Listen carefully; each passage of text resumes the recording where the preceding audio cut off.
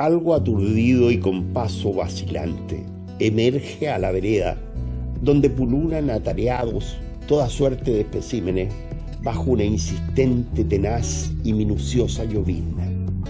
Colegiales sin prisa, vendedores de maní y de chaya, sosteniendo globos que hacen publicidad a empresas de celulares y de televisión por cable, muchachas enfundadas en minúsculos y apretadísimos vestidos, circulan sin prisa, bamboleando el trasero y sonriendo alegremente bajo los paraguas. Hola, bienvenidos a una nueva edición de Los Escribidores en nuestra revista virtual de literatura, la Kuma Pusaki. En esta oportunidad vamos a tener una conversación con el escritor chileno Jorge Calvo, que gentilmente nos ha invitado a su casa donde ahora estamos. Jorge Calvo nació en el año 1952, es cuentista y novelista, ha publicado algunos libros de cuentos como No queda tiempo, El emisario secreto, El fin de la inocencia, y las novelas La partida, La ciudad del fin de los tiempos y El viejo que subió un peldaño. Jorge Calvo ha empezado a escribir desde muy joven, desde los 12 años. Por eso, la primera pregunta que me gustaría hacerle a Jorge es ¿qué es acerca de su experiencia de haber empezado a escribir desde tan joven? Hola, en primer lugar me gustaría enviar un muy cálido saludo a todos quienes en algún momento tengan la oportunidad de ver esta grabación, digamos. Y respondiendo a tu pregunta, me gustaría decir que yo me he definido muchas veces como un animal literario. Soy y he sido a través de mi vida un vicioso de la literatura. Cuando recuerdo mi infancia, yo crecí en barrios antiguos de Santiago, en casas muy viejas, que tenían varios pisos, 3, 4 pisos, enormes casonas, llenas de escaleras y pasillos. Cuando la mayoría de los niños estaba jugando a las bolitas, a encumbrar volantines, al trompo, yo prefería esconderme a leer. Iba y me aislaba y leía. Ahora, esto resultaba posible porque en aquella época mi padre trabajaba en el diario Última Hora y constantemente, por no decir cada día, llegaba a casa con una serie de cosas para leer. En aquella época existían revistas como El Peneca, El OK, que eran revistas muy entretenidas donde había aventuras que se continuaban capítulo a capítulo, eran por entrega, eran como las telecebollas de hoy día. Sí, totalmente. Entonces yo estaba esperando que llegara El Peneca o que llegara El OK para continuar leyendo alguna cosa que estaba siguiendo, alguna historia. Había historias de, me acuerdo, Sexton Blake, un detective que investigaba crímenes, o Dick Turpin, o El tigre de la Malasia. Había un montón de historias muy entretenidas que uno seguía, eran apasionantes, eran épicas. Y muy tempranamente aprendí a leer entonces. Yo recuerdo haber estado leyendo antes de asistir al kindergarten. O sea, como a los 4 años estaba leyendo. Me había enseñado mi madre, que se ponía a ver las revistas conmigo y yo preguntaba, ¿qué pasa ahí? ¿Qué dice ahí? ¿Qué es esto? Entonces, eso ayudó. Y después, antes de los 8 años, me había leído a Salgari completo, Ivanhoe, Robin Hood. Robin Hood me hizo mucho daño en mi vida, porque siempre creí que el rol del jovencito era ayudar a los pobres. Irse al bosque, armar un lote y desde ahí pelear contra la injusticia. O sea, creo que ideológicamente Robin Hood está en el fundamento de toda mi formación. Entonces, podemos culpar a Robin Hood de todos los avatares que teníamos después. De muchas de las cosas que pasaron después. Claro. Ese espíritu de justicia y ese pensar que el bien siempre triunfa, hasta que la historia nos enseña lecciones terribles. Claro. Uno puede tener la razón y ser derrotado de todas maneras. Claro que sí, claro que sí. Entonces, sucede que a mí en el colegio ya los profesores me tenían fichado como un cabro que leía mucho. Entonces yo destaqué bastante en las clases de castellano, y en aquella época yo estaba en el liceo de aplicación, en el primer año de humanidades, porque todavía no venía la reforma venía detrás mío, yo pasaba el curso y venía la reforma. Y tenía una profesora que le rinde un homenaje, Perla Parada, tiene un nombre muy hermoso, Perla Parada, ella era también profesora en un colegio que se llamaba La Maisonnée, un colegio que todavía existe en el sector de Vitacura, un colegio francés. Y en aquella época yo tenía 12 años, el año 64. Imagínate cuánto tiempo hace, mitad del siglo pasado ya. El Ministerio de Educación, junto con la Embajada de Francia, organizó un concurso de cuentos para la enseñanza media de Santiago. Y esta profesora en clase me dijo a mí, delante de todo el curso, me dijo, Jorge, me dijo, yo pienso que tú deberías escribir un cuento para este concurso. Así que yo saqué una hoja del cuaderno y sobre la marcha escribí un cuento a lápiz en hora de clase de castellano y se lo entregué a ella. Y me olvidé. Nunca más supe de eso. Ocurriría en 3 o 4 meses. Cuando viene un inspector en el colegio y me llama en el patio a la hora del recreo, oiga, Jorge Calvo, venga aquí. Ya, sí voy. ¿Qué pasa? A usted lo necesita en la oficina del rector. Preséntese allá. Chucha, yo pensaba en qué renuncio me han pillado. Robin Hood de nuevo. Tengo que ir a quien sabe que van a echar para la casa por algo. Me presento en la oficina del rector, que era un señor, don Pedro, me acuerdo, don Pedro Razor, ya era un caballero de edad, muy alto, muy serio, así. Y me dice, mire, usted me dice, mañana, temprano, a las 10 de la mañana, tiene que presentarse con su apoderado en Vitacura, me dice, y me da una dirección. En aquella época, para ir a Vitacura, más o menos había que ir en carretera, con caballo, porque era otro Santiago, no había metro, no había bus, era otra manera, había micros que a lo mejor iban o no iban. El hecho es que yo llego a mi casa y le digo, mi apoderado era mi madre, no era mi padre. Mamá, le digo, mañana tenemos que ir a esta dirección, a las 10 de la mañana, tengo que ir con el apoderado. Y mi mamá se enojó, me pegó un par de coscachos, y me pensaba, ¿qué hiciste? Ya. Llegamos, con bastantes peripecias, no era fácil llegar. Llegamos al colegio de la Maisonnée, estaba lleno de autos, eso me impresionó. Y nos hacen pasar a un auditorium grande, había mucha gente, había muchas delegaciones de varios colegios. Pero te voy a comentar, y yo no sé, esto debe ser casualidad o destino, pero todas las delegaciones eran de colegios como el Grange, el St. George, el Villa María Academy, el Santiago College. Yo debo haber sido el único que representaba a un liceo fiscal como el liceo de aplicación.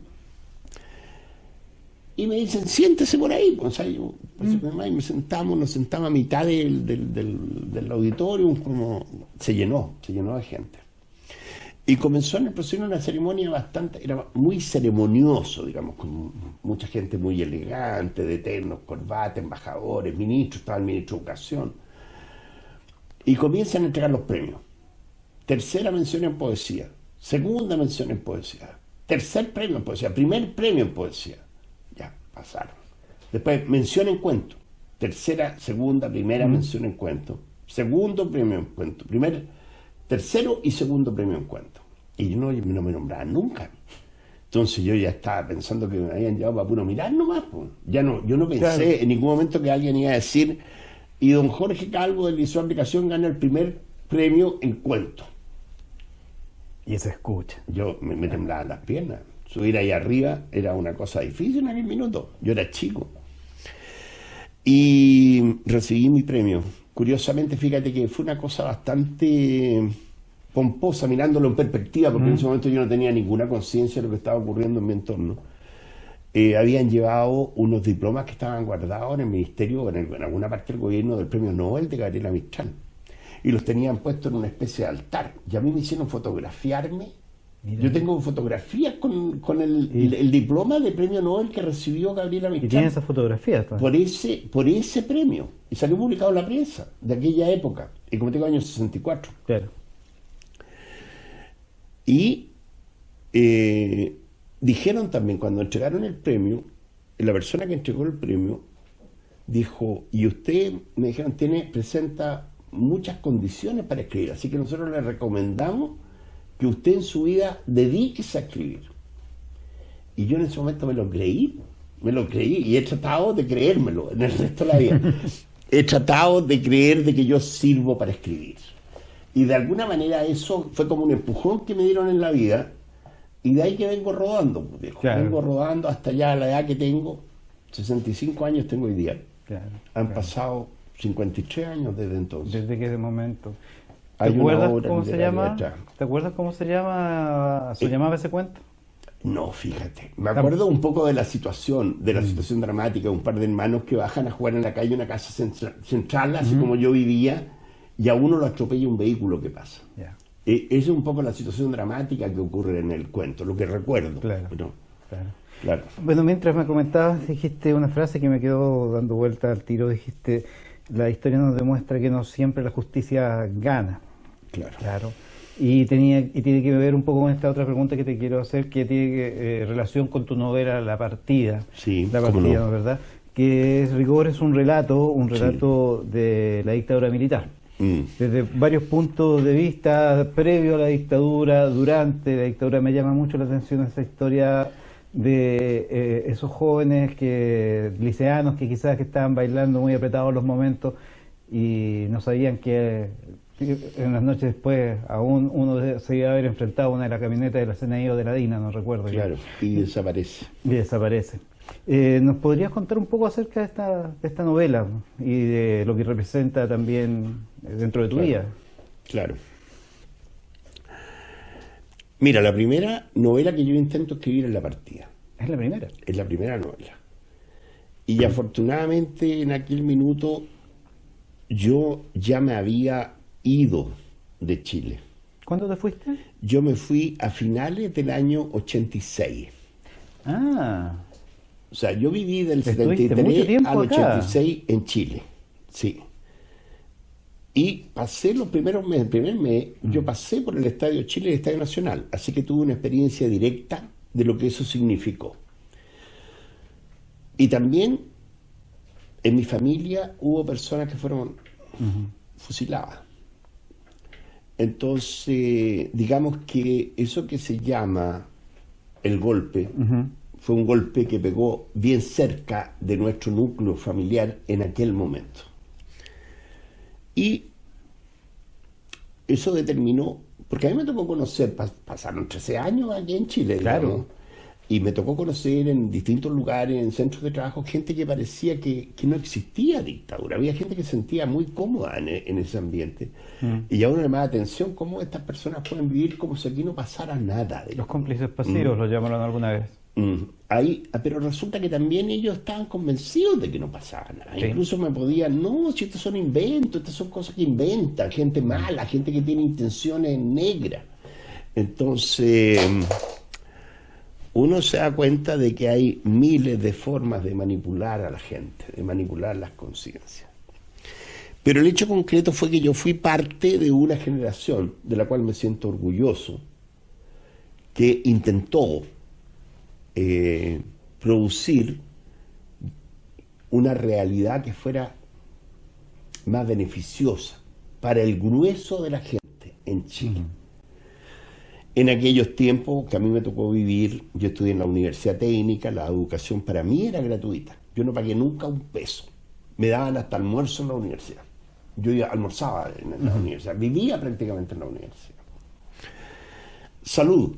Yo me tuve que operar de desprendimiento de retina. No pagué un peso. Y había un entorno que era mucho más amable que hoy día. La gente estaba mucho más dispuesta a colaborar, a ser solidaria. Existía el concepto de prójimo, por decirlo de alguna manera, que es un concepto que viene del catolicismo, Sí, sí. tiene raíces católicas. Pero sin embargo uno veía en el semejante a alguien a quien podía ayudar. Hoy día no, hoy día tengo la impresión de que uno ve en el semejante, que puede ser el vecino, un primo, un pariente, alguien a quien uno puede esquilmar. Creo que ha cambiado completamente de signo la relación entre las personas. Y eso es porque en parte este es un sistema que obliga a la gente a esquilmarse, Sin los duda. esquilma, y por lo tanto los va convirtiendo a todos en lo mismo. Entonces, en esa búsqueda de algo que llamamos justicia social, y que lo llamamos así la mayoría de la gente, que de verdad estuvimos apoyando ese proceso, sin embargo en una época en que existía lo que se llamó la Guerra Fría, en que el mundo estaba dividido en dos potencias grandes que se luchaban por la hegemonía y se veían como enemigos. Así que cualquiera que pensara distinto no era alguien que pensaba distinto, era un enemigo, era alguien que venía a agredir mis intereses. Sí. Lo que hacía la gente acá, que estaba en contra de ese proceso, era gente que tenía intereses creados que no quería que se los tocaran nomás. Es tan simple como eso. Y para defender esos intereses, no solo estaban dispuestos a actuar en el terreno político de dar un golpe militar y parar por la fuerza cualquier intento de cambio o de transformación, sino que además estaban dispuestos a reprimir a modo de castigo, instaurar en la sociedad chilena un castigo imborrable, algo que fuera ejemplar, cosa que a generaciones futuras no les resultara tan atractiva la idea de producir cambio, porque tiene un costo en vidas, tiene un costo en dolor, tiene un costo en sufrimiento. Y es ahí cuando uno piensa que uno está movido por razones que parecen justas, que para todo el mundo debieran ser justas, cuando te das cuenta de que por mucha razón que puedas tener, igual te pueden derrotar. Por mucha razón, por mucha justicia, por muy bien que tú creas que lo estás haciendo, igual te pueden derrotar. Y eso es un aprendizaje que tiene un costo de dolor, digamos, ¿no? Por supuesto, por supuesto. Sí, ahora la partida pretende ser eso. La partida está ambientada como novela en el año 74, después del golpe, que produce un quiebre inmediato en la sociedad chilena. Es como un espejo que se hace triza. Y ese espejo ahora está reflejando la realidad, pero lo está reflejando en pequeños pedazos, porque la sociedad chilena fue tremendamente dividida después del golpe. Se dividió una serie de partes y en muchos lugares no se sabía lo que estaba pasando acá. Las comunicaciones se terminaron, los medios de comunicaciones objetivos terminaron, y cada uno quedó aislado a su suerte, digamos. Y muchas de las cosas que estaban ocurriendo no se sabían, nadie las informaba. Entonces de repente uno se enteraba de oídas, porque alguien vio, porque alguien supo de que alguien había sido detenido de manera extraña, había desaparecido, una persona había sido torturada. Ese cambio que se produce en la vida chilena, ese quiebre de la sociedad chilena, es lo que yo busco mostrar un poco en esa novela, en la partida. Y bien logrado, al parecer. Han habido muchas reseñas con respecto a tu novela. Sí, ha tenido buena crítica. Incluso la comentó en aquel momento, al final de la dictadura, que se publicó Ignacio Valente, que era uno de los... el cura Valente, el cura Valente estaba instalado como el gran crítico y pontificador de la literatura chilena. Indudablemente sabía, pero tenía una mentalidad demasiado opus dei, digamos. Sin duda.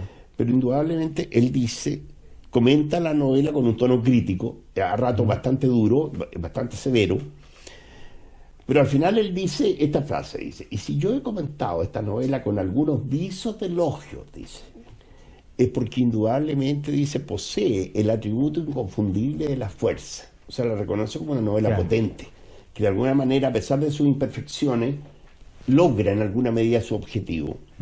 Y dice otra cosa que a mí siempre me llamó la atención hasta el día de hoy, dice: se nota, dice, que Jorge Calvo está hablando de realidades que él conoce de primera mano. Claro. ¿Ah? No es un paracaidista, no es un turista en el tema, es alguien que sabe de qué está hablando. Sin duda, sin duda. Bueno, en relación a lo que comentabas, pienso que no solo nos enseñaron como un rebaño a esta situación porque te puede doler mucho, lo que tú comentabas, también hicieron todo un trabajo en descerebrarnos, en descerebrar esta sociedad, en transformarnos en gente individualista. Te voy a dar un ejemplo. Hace, ya no me acuerdo cuánto tiempo, 1 o 2 años, estuve en uno de estos cursos que a veces entregan como cursos de venta para preparar cosas a las personas y todo eso. Y uno de los ejercicios en alguna parte decía que todos debíamos repetir: solo yo importo. Imagínate el nivel de concientización en un grupo de gente, ya todos digamos al unísono: solo yo importo, solo yo importo. Claro, después te decían otras frases, pero igual te pasaron algunos minutos obligándote a decir, y hay gente que se la compra completamente el solo yo importo. Tú me vas a disculpar, pero yo considero que aquí hay existen dos conceptos simultáneamente. Un concepto es que el ser humano es necesariamente una criatura gregaria. Vive en sociedad. Estoy de acuerdo contigo. Si no, no se escribirían libros, no habrían obras de teatro, no existiría el cine, que son cosas que se hacen en grupos, se hacen colectivamente y se ven y se disfrutan colectivamente. Incluso muchas de las cosas que hacemos, construir edificios, construir caminos, construir puentes, requiere de la colaboración de mucha gente, de equipos, que tienen que trabajar juntos, con unidad de propósito y de objetivo. Así que somos necesariamente gregarios. Pero curiosamente, también y al mismo tiempo, somos tremendamente individuales, somos individuos, ¿no? Entonces, yo pienso que lo correcto es saber cuándo uno tiene que ser individuo y cuándo uno tiene que ser gregario.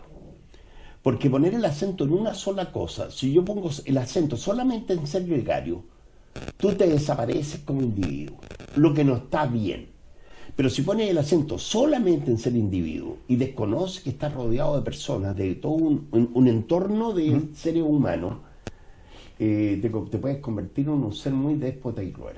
Porque lo ves todo en sentido utilitario. ¿Hasta dónde me sirven? ¿Para qué puedo usar a este y para qué puedo usar a este otro? Entonces, ¿cuál es el justo equilibrio? ¿Cuál es el justo equilibrio para conjugar el ser individual con el ser gregario? Porque ambos tienen que existir. Sin el otro, nosotros no existimos. No es posible la vida sin el otro. Y eso es algo que hay que entender. Entonces no soy yo nomás. ¿Ah? ¿Soy yo nomás cuando le voy a vender algo al otro y si el otro no me lo compra? Claro, obvio. ¿Cuál es el papel del escritor en este momento en la sociedad chilena? Me parece que es una interesante pregunta.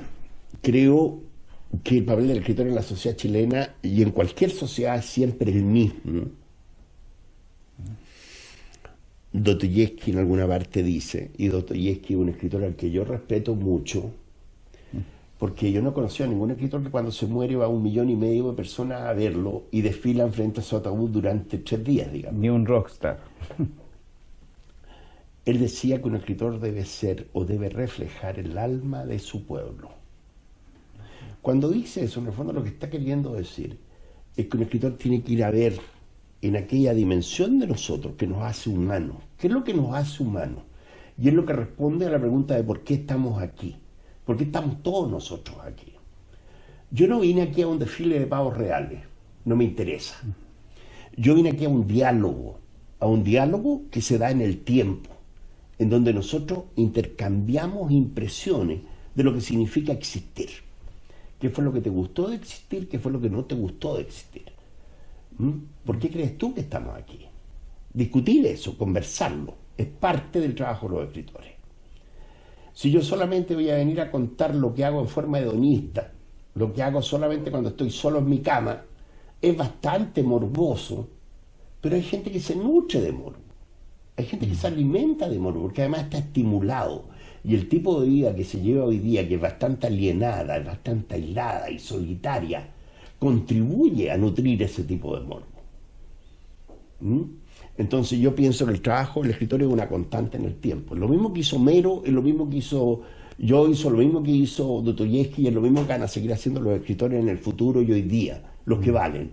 Porque los que caen en la moda, porque hay modas pasajeras, las modas pasan. Y modas han habido muchas a lo largo de la historia de los escritores. Todas terminan. Es lo que tú nos comentabas de la literatura light. Claro, exactamente. ¿Sí? Hoy día la literatura light que está de moda, porque es una entretención que te ayuda a relajarte. Tú la lees y a medida que la vas leyendo se te olvida. Se te olvida a medida que la lees, no te obliga a pensar, no te cuestiona, no te hace ir más allá. ¿Para qué cuando hay tanto problema mejor yo leo esto para reírme nomás? Pero resulta que el concepto de entretención es muy complejo y muy amplio. Las cosas que a mí me entretienen no son ese tipo de cosas, son cosas más complejas las que me entretienen. Claro. Son cosas que me llevan a pensar algo más, algo que está más allá. Claro, claro que sí. Tiene que ver con el sentido de la palabra trascendencia. Mientras que esa literatura light es inmanente, es lo que está ocurriendo aquí, ahora, en este mismo momento. Perfecto. Mira, quizás me salte a otra parte, a otro tema, pero no puedo dejar de preguntarte esto porque me pareció muy trascendental en tu vida. Que fuiste parte de de la Unión de Escritores Jóvenes como miembro fundador, ¿ya? Y que después, como todos sabemos, se transformó en el colectivo de escritores jóvenes, donde existían nombres que en estos momentos son parte del mito literario chileno. Estoy pensando en Rodrigo Linera, en la misma Bárbara Délano, ¿no es verdad? ¿Cómo no? En esa figura, Armando Rubio. Armando Rubio, esa figura que alguna vez un amigo escritor me dijo, caminaba como si fuera un fantasma atravesando una plaza. Sí, sí. Era un flaco. Él era así, era muy flaco, era cada vez, se parecía mucho al Quijote, tenía esa imagen quijotesca de alguien muy flaco, muy alto, así como medio desgarbado. Armando Rubio, sí. Armando Rubio. Sí. De verdad, yo quizás esta pregunta con respecto a la Unión de Escritores Jóvenes o este comentario podría darnos para un capítulo entero. Pero sin duda, pero me gustaría por favor que nos dieras un par de pinceladas pequeñas quizás en esta entrevista acerca de esa hermosa experiencia, de ese Mira, grupo. Si yo quisiera rescatar algo, la primera sensación que queda inmediatamente después del golpe, estaba hablando del año 74 ya, 74-75, es de orfandad. Porque hasta antes de eso uno venía acostumbrado a tener referentes. Había medios de comunicación, había la televisión, había los diarios, habían los partidos políticos, existía todo un estamento en la sociedad integrado por distintas personas con autoridad, profesores, distinta gente que de algún modo públicamente se expresaba, opinaba, y eso te permitía a ti ir formando tu idea de cómo desenvolverte en el mundo.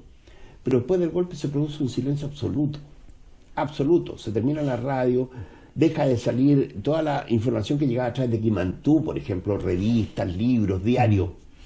Todo eso desaparece. E incluso se habla de que Chile empieza a vivir una suerte de apagón cultural.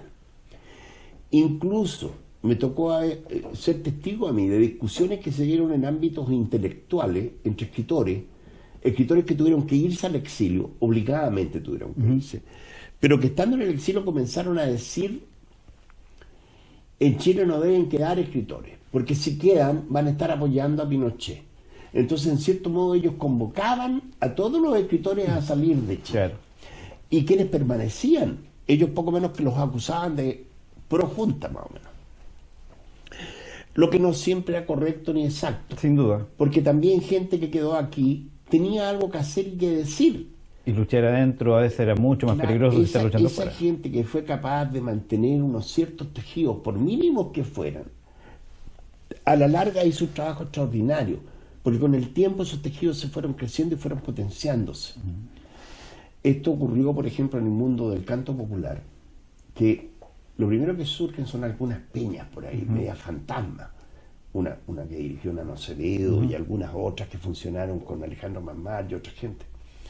Pero uno iba ahí y escuchaba canciones que habían sonado antes y era reconfortante. Fíjate, era como un pequeño oasis, chiquitito, que uno encontraba en un tremendo desierto, porque la vida cotidiana se convirtió en un desierto horrible. Especialmente para la gente que tenía la inquietud y los intereses que teníamos nosotros. Cerraron hasta librerías, cerraron editoriales, dejaron de producirse libros, dejaron de llegar películas. Muchas de las películas que se hicieron en esa época no llegaron a Chile, fueron censuradas. Te puedo poner varios ejemplos, pero no quiero alargar esto. Sí, sí. Entonces, ¿qué ocurre?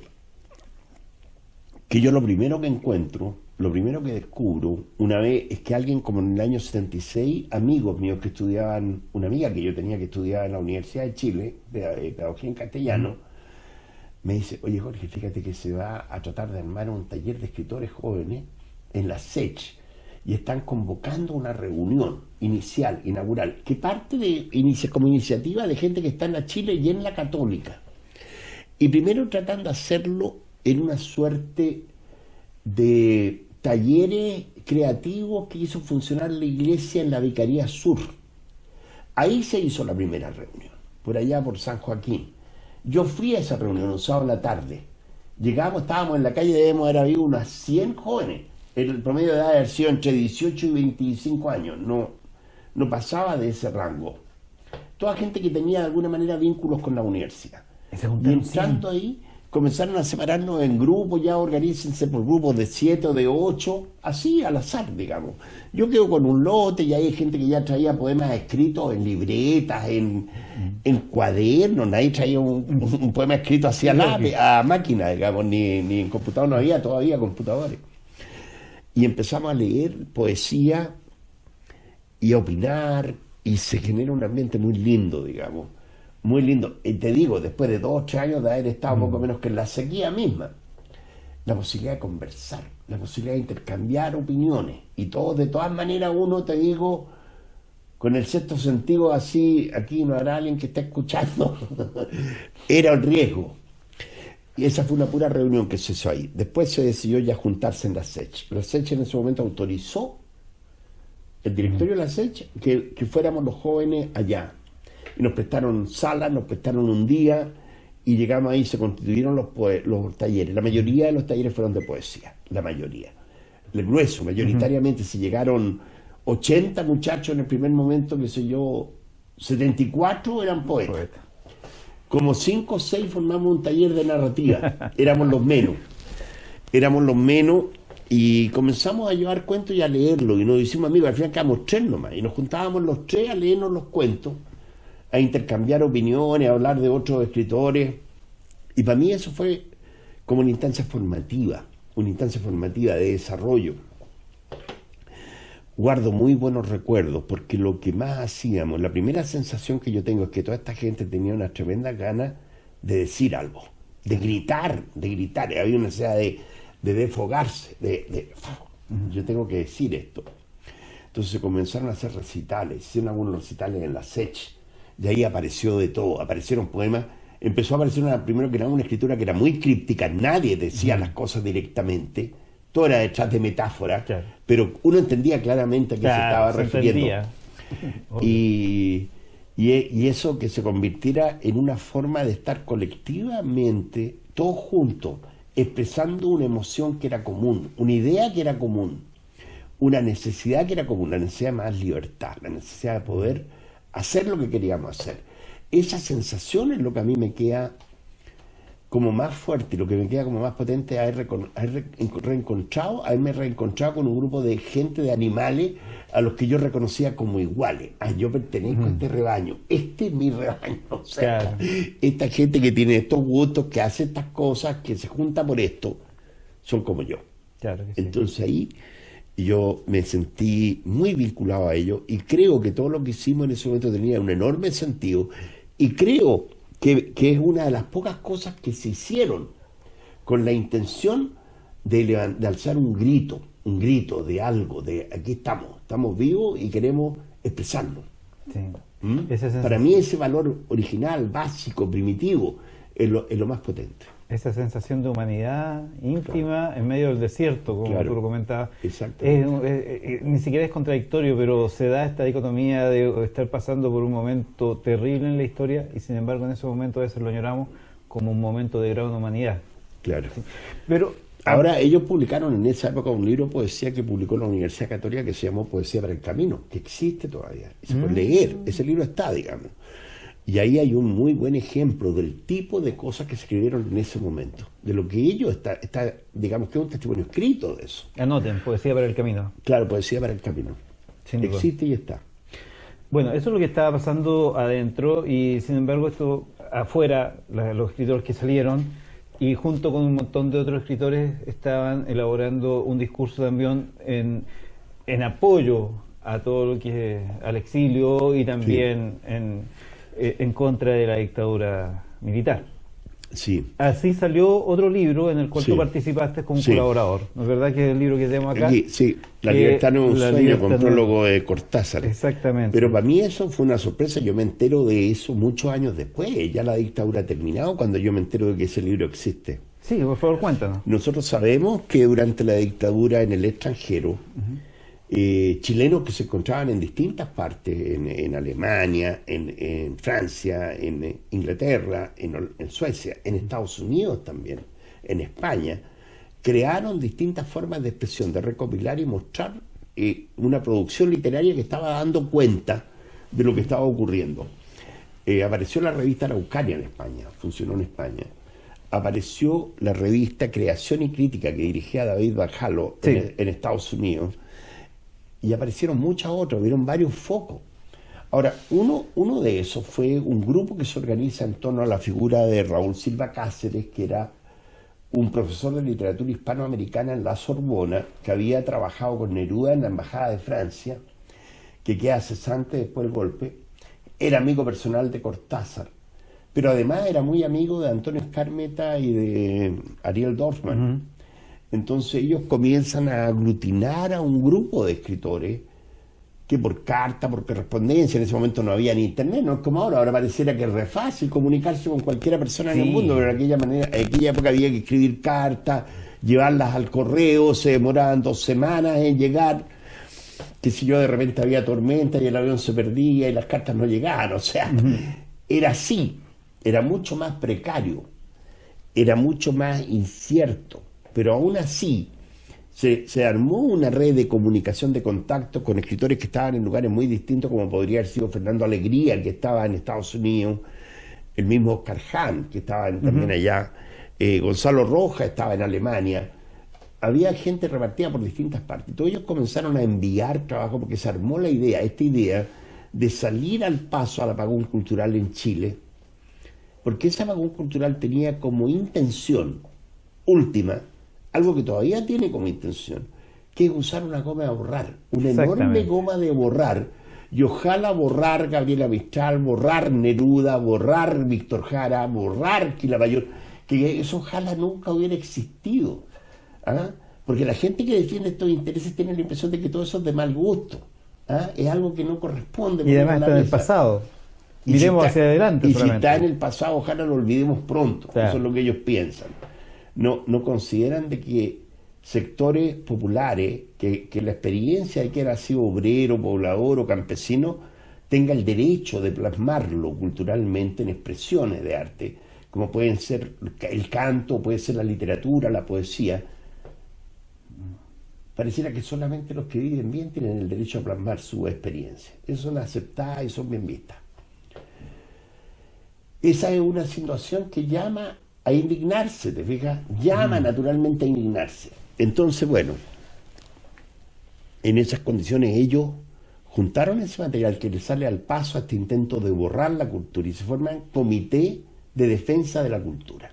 Eso significa que toda la gente que está afuera haciendo algo trata de dejar una huella, un registro de lo que han hecho. Y en cierto modo eso se convierte hoy día en una memoria, ¿no? Es una memoria de algo que se hace en un momento determinado de la historia y que está dando cuenta de algo que sucedió, de algo que ocurrió.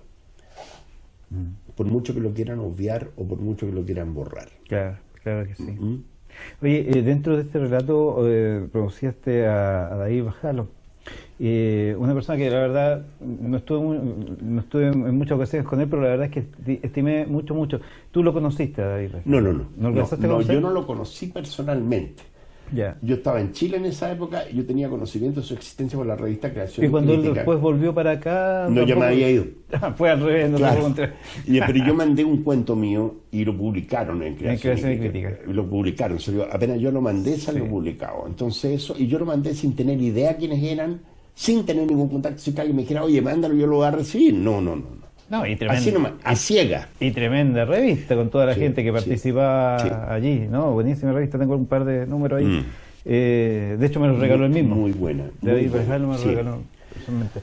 Pasemos a otro, a otro tema, a otro libro tuyo, que es este de acá. Claro. Esta es tu última novela. Es la última novela que publicé. El viejo que subió un peldaño. Este viejo. Sí. Que se refiere a un músico.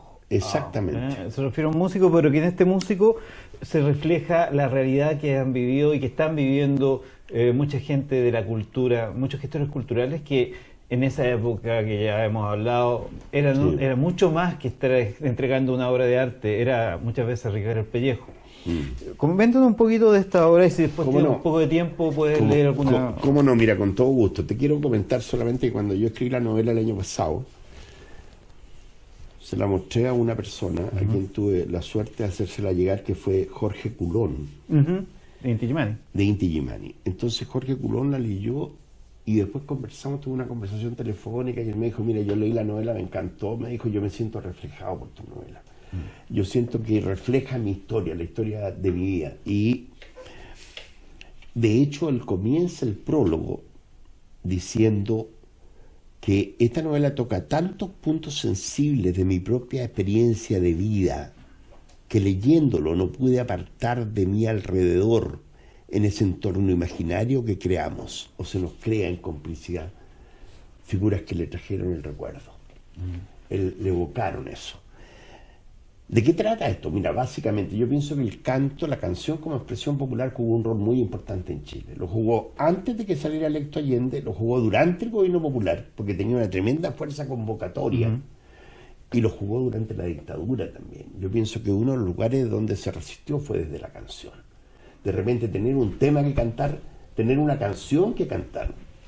¿Ah? Esa, por ejemplo, que está hecha sobre una letra de Benedetti, si te quiero es porque sos mi amor, mi cómplice y todo, y en la calle codo a codo somos mucho más que dos. Esa idea de que somos mucho más que dos es fantástica. Sí. ¿Me entiendes tú? No estamos solos en esto. Y saber que uno no está solo, por lo menos te permite resistir el frío, te permite resistir la adversidad que estás viviendo, que estás enfrentando cotidianamente. Entonces hubo grupos que jugaron papeles clave. Y uno de esos grupos, al que yo tomo como ejemplo aquí, es el Aymara, que es un grupo que se llamaba Popol Vuh antes del golpe y que había tenido actuaciones fantásticas en televisión en Canal 9. Pero cuando llega el golpe entran en una lista negra, a pesar de que ellos ya habían grabado los máster para su primer long play con Julio Neuhauser en la RCA. Pero a raíz del golpe todo eso queda detenido, se congela y se acaba.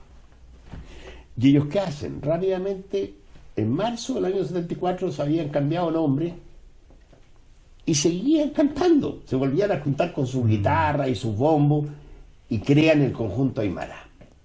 Y ese conjunto Aymara rápidamente está actuando, ya en el 74 está actuando en San Miguel, en actos de profesor y cosas así. Y comienza a crecer como conjunto. Y después viene un señor que se llamó Ricardo García, que crea una cosa que se llama la Gran Noche del Folclore, unos festivales que hacen en el Teatro Caupolicán. Sí.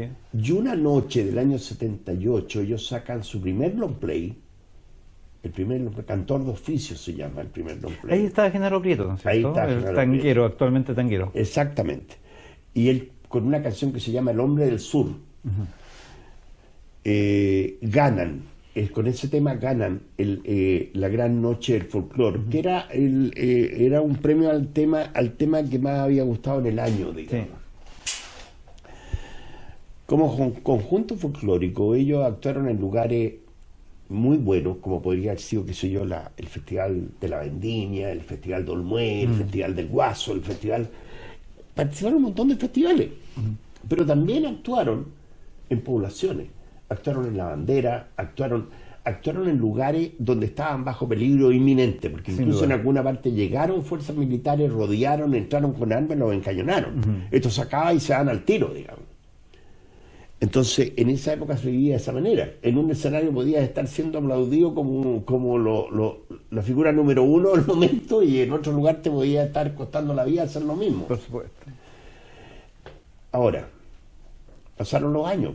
Llegó el año 90 y llegó la alegría.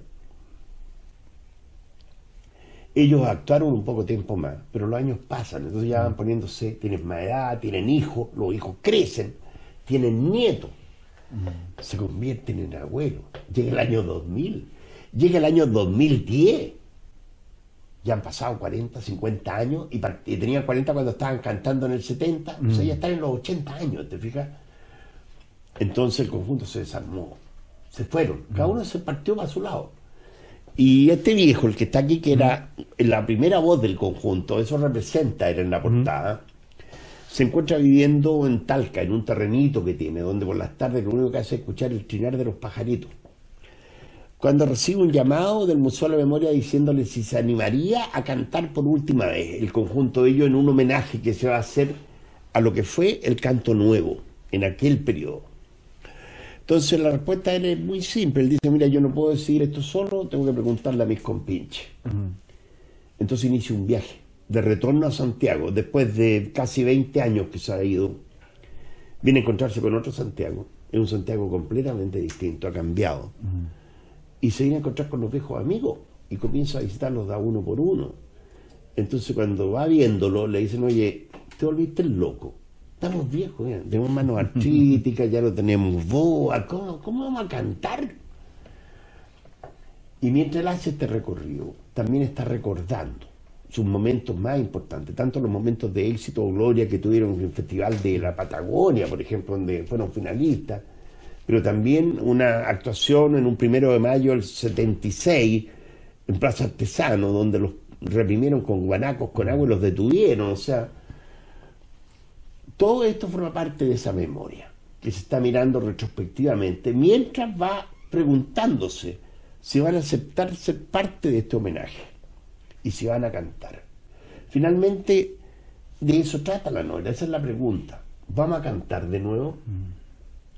Esa es la pregunta en la novela. Y ese es un tema que yo pienso que tiene absoluta vigencia en la sociedad chilena hoy día. Mirar nuestra historia, no ya desde la perspectiva que se ha hecho tanto del testimonio, sino desde lo que significó desde el punto de vista del canto, de la experiencia del canto, porque también tiene algo gratificante mirarla desde ahí. Está llena de momentos, hay muchos momentos en que ellos descubren que haciendo eso, de algún modo ganaban algo, se sentían mejores. Después de haber cantado una noche así en un lugar peludo y erizado de riesgo, salían sintiéndose mejores. Y además sentían que la gente se sentía mejor. Claro. Y eso es algo que es invaluable, porque tiene que ver con lo que se transmite cuando se canta. El oficio de cantor es el oficio de los que tienen guitarras en el alma. Yo llevo mi taller en las entrañas y mi única herramienta es la garganta. ¿Ah? Yo puedo hacer jardín de los desiertos y puedo revivir algo ya muerto con solo entonar una canción. Entonces hay ahí algo, ¿no? Sin hay duda, algo, por supuesto. claro. Eso tiene un poder, es un poder que no se puede negar, es un poder que pone en movimiento a la gente. Claro que sí. Perfecto. Bueno, igual tengo un par de preguntas más que hacerte. Te quiero llevar, bueno, te comento que el número en donde va a aparecer esta entrevista va a estar dedicado a Miguel Hernández, al poeta español. ¿Cómo no? Y yo sé que tú lo conoces bien. Para hacer un link, me gustaría que conversaras un poco de qué sientes, qué opinas, qué visualizas de la obra y de la persona de Miguel Hernández. Yo pienso que Miguel Hernández es un gran poeta. Pienso que tiene un mérito el que yo le considero como más fantástico. Es que tiene la capacidad de decir cosas que son muy profundas, con un lenguaje que solo en apariencia es sencillo, porque en realidad no lo es. Pero es la forma en que él escoge las palabras y la forma en que usa las palabras, es como las potencias, es la resonancia que cobran, es como te siguen acompañando después, porque ese es el signo de algo que ha sido grande para ti, que se queda contigo, te lo llevas y reaparece en tu vida. Es como un fantasma que estuviera contigo y que te aparece de pronto. En ciertas circunstancias, entra. Por ejemplo, dice, y en torno de los cuerpos elevará la sábana su intensa enredadera, nocturna, perfumada. Y es una cosa que tiene una resonancia enorme. O cuando habla de la muerte de su amigo, sí, Ramón Sijé, en Orihuela, su pueblo y el mío, se me ha muerto como del rayo Ramón Sijé, a quien tanto quería. Sí. Yo quiero ser llorando el hortelano de la tierra que ocupa y estercolas, compañero del alma, tan temprano.